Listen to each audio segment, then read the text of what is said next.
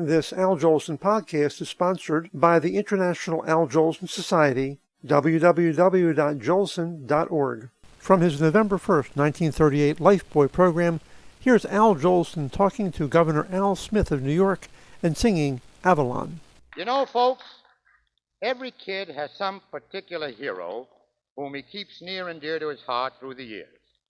Well, I, too, have a boyhood hero whom I've never forgotten. And when I heard we were going to broadcast in New York, I called him up and asked him to come over and say hello. He's right in the studio watching the program, and while I don't want to impose on his friendship, I'm so thrilled to have him here that I want to share that feeling with the millions of people throughout the country who love and respect him just as much as I do. Ladies and gentlemen, I give you New York's own Al Smith.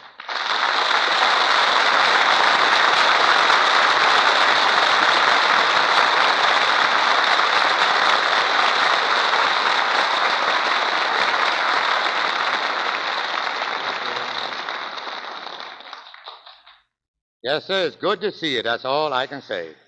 Believe me, Governor, it's a great honor. It's a great honor to have you here. It really is. Thank you, folks, for the kind applause. And Al? Yeah. It's good for me to see you. Well, as I said before, honest, it's a great honor to have you here, Governor. Just a second, Al. Did I hear you say, Governor? That's right.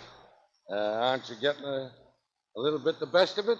Well, the best is none too good. You know, Governor, it's been quite a while since I've seen you. The last time, as I recall, we played golf together in Albany. Oh, I remember that very well. You were up there in a great show. Wunderbar, I think was the name of it. Yeah, that's right, Governor.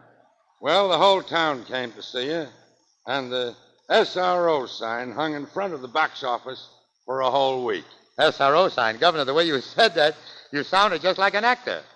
Well, Al, while we're kind of reminiscing here, I might as well be on the level with you and admit that I was an actor for several years. You were? Certainly. I started in amateur theatricals back in the early 90s, down in the old church school on New Barry. My first performance in front of a grown-up audience was at the People's Theater. You heard of that? Sure. Tell me something. How did you do, really? Well, I got to be on the dead level with you. Yeah. I got the hook. You know, there were no songs at that time. Yeah. But I stuck to my guns, and finally, I began to play bits in several shows around my neighborhood. You know, I became a pretty well-known amateur after a while. Now, Governor, don't tell me you got a job in a unit. Well, no, Al, because there were no units in those days. You said it. There were so many vaudeville theaters to play, even professional actors were working. But those were the days. Those were the days. And it really gives me a warm feeling all over to hear you talk about them. Not only because we've been friends for so long, but because, well, Governor, it's a thrill to have somebody on this program that was in show business before I played the Winter Garden. Well, Al, I remember those shows very well, and they certainly were great. Well, thanks, Governor, but I remember some of the rallies you used to have. I attended most of them, and we used to clown around and sing songs, but there's one thing I want to ask you. Why is it at all your meetings you never would let me sing East Side, West Side? Why was that? Well, that's easy for me to answer. I was very reluctant to allow you to scrape your knees on the sidewalks of New York.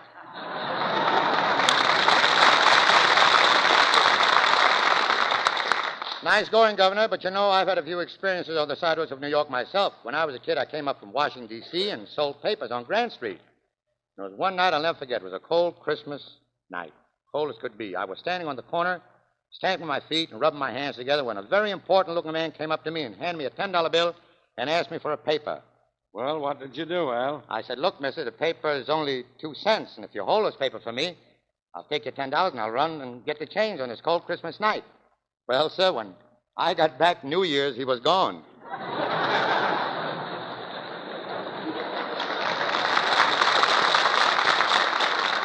And if you ask me for the change, I'll kill you.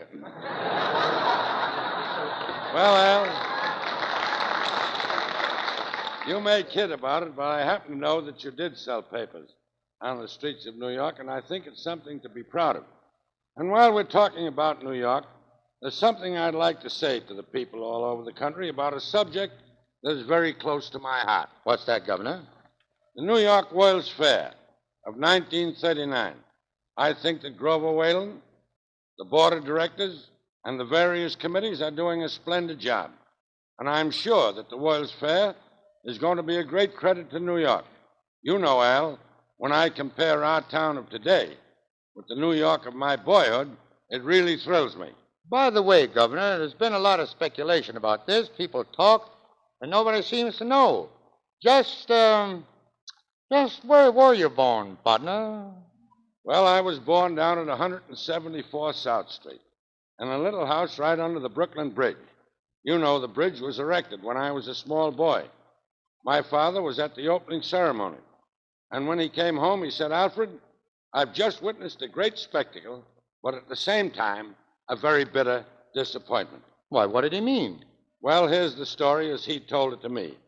He said, son, this bridge has kept thousands of men working for years. The steel cables, the concrete, the wiring, the machinery cost millions of dollars. Today was the opening. Bands were playing. Flags were waving. They cut the tape, and finally, it happened. What happened? Why, they found out that all you could do was go to Brooklyn.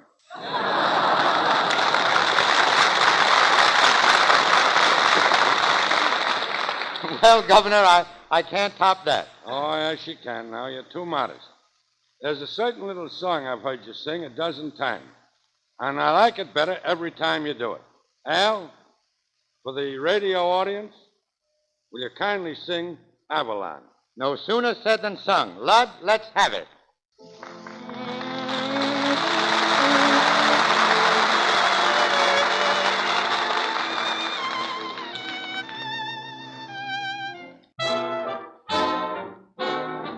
I found my love in Avalon beside the bay, and I left my love in Avalon as I sail away. I dream of a heart and Avalon from a dusk till a dawn, and so I think I'll never on to Avalon.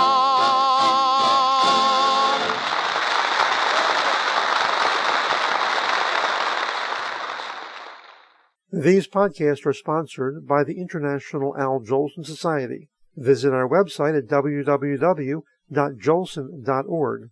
As Al Jolson used to say, in the words he made famous, You ain't heard nothing yet.